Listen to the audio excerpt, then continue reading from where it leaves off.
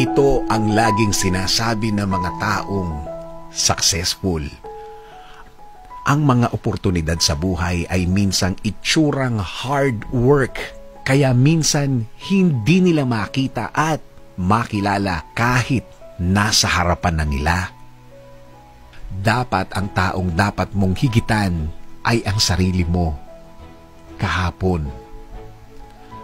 Tandaan mo, araw-araw ay may pagkakataon kang maging mas matalino at mas magaling.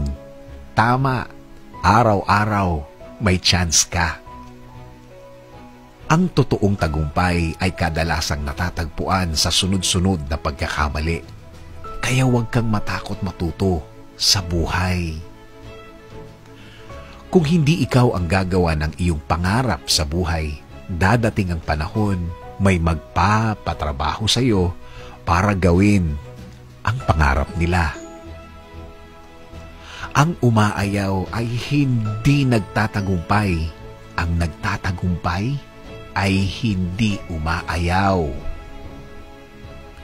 Kapag napagod, magpahinga. Pero huwag susuko. Huwag na huwag susuko.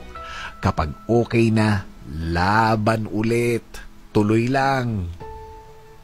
Kung minsan ang pagkakadapa ay isang aksidente, pero kung hanggang ngayon ay nakadapa at nasa ibaba ka pa rin, choice mo na yan.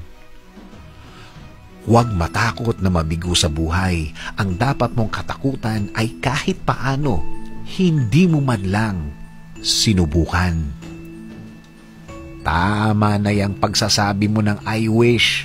Palitan mo naman ng I will.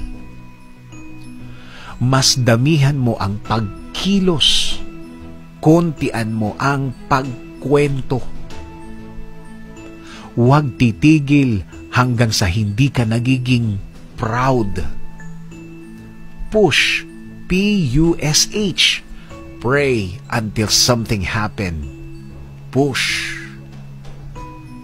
Kalimutan ang kamalian. Ang tandaan ay ang aral na nakamtan at natutunan.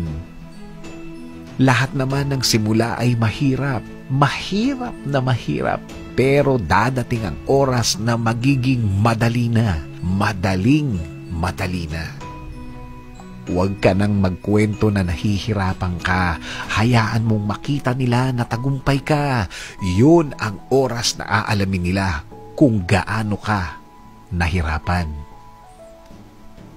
Magsalita sa mga moments kung hindi na sapat ang pagiging tahimik mo.